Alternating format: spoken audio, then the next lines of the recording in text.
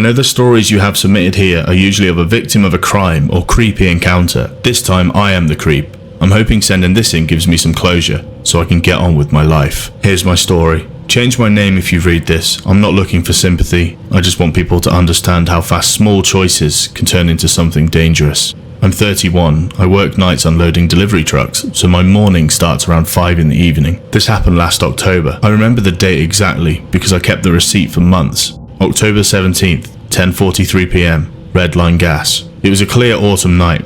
Bugs were smacking against the bright lights like rain. I pulled into the station to top up on fuel. A girl pulled into the next pump. She drove a silver hatchback with a little whale keychain swinging from the mirror. She looked like she was in her mid-20s, yellow hoodie, messy bun, faint paint stains on her knuckles like she'd been working on a project at home. Her card wouldn't read at the pump, so she tugged one earbud out and asked me a little sheepishly, "Can I borrow your squeegee?" I handed it over. She gave me a quick smile, wiped her windshield and handed it back. She then drove off, taking a right out of the lot. That should have been the end, just a moment in passing, but I turned right too, even though my destination was left. At first I told myself it was coincidence, that I was just heading the same way, but I passed one ramp for the highway, then another. When she finally turned into Oakhurst Apartments, I kept going straight. My heart was racing, but I told myself I hadn't really done anything wrong.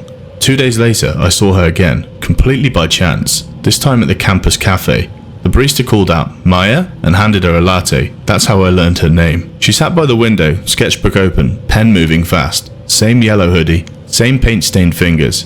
I didn't say anything, I just watched. And that was enough to pull me in deeper. Once you cross one line, the next doesn't feel as bad. The following week, I went to the gym near that cafe. I didn't have a membership. I pretended to look at the bulletin board in the lobby. She came in, signed her name at the desk. The attendant teased her for always forgetting her log. She laughed and said, "I've got 100 thoughts and only 2 hands." I laughed too loud. She glanced at me for half a second, then turned back to the desk. That was all. But I convinced myself it meant something. After that, I started noticing details I had no business noticing. She ran on the treadmill most evenings, around 6. She had a roommate. Sometimes a guy in a green jacket came over and left before midnight. I told myself I wasn't hurting anyone by just observing, but I was weaving myself into her life in my head. One night I parked by the trail behind Oakhurst. A maintenance worker spotted me sitting in my car and asked if I was waiting for someone. When I said no, he told me not to wait there. I left, heart pounding.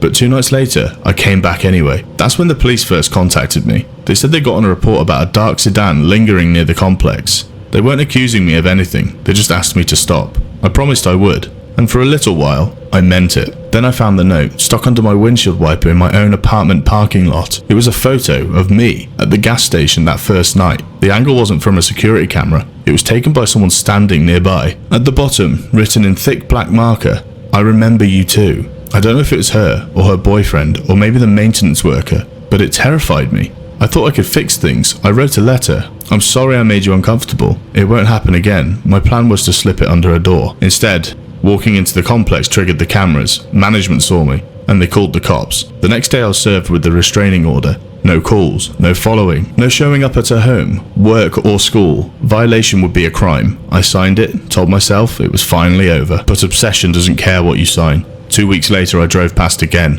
parked 2 blocks away, walked towards her building, told myself I just wanted to make sure she was safe. That's how twisted it had gotten, that I believed my presence meant protection. She saw me, came outside with her phone already up, recording, calling. She said my name, my real name. My legs froze. Then I mustered up the courage to run. The police arrested me the next morning. In court, they laid out everything. Screenshots, camera footage, my letter, every bad decision I'd justified in my head. Produced a plain evidence on paper. I pled guilty, misdemeanor stalking, violation of protective order. Now I'm on probation, fines, counselling. And here's the truth, I'm not unique. In counselling I met a dozen of other men who told themselves the same story I did, that it was fate, that it was concern, that it was kindness. But it wasn't any of those things. It was stalking. I haven't seen her since court. Maya isn't her real name. If she ever hears this, I'm sorry. She doesn't owe me forgiveness. She doesn't owe me anything. There's no ghost in this story. No mass figure in the darkness. The horror is how ordinary it was. A glance at a gas station, a right turn you shouldn't take,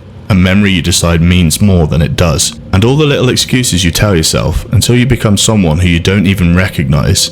I still have that receipt. October 17th, 10:43 p.m, a yellow hoodie, a whale keychain, 5 seconds of kindness, and then the worst parts of me did the rest.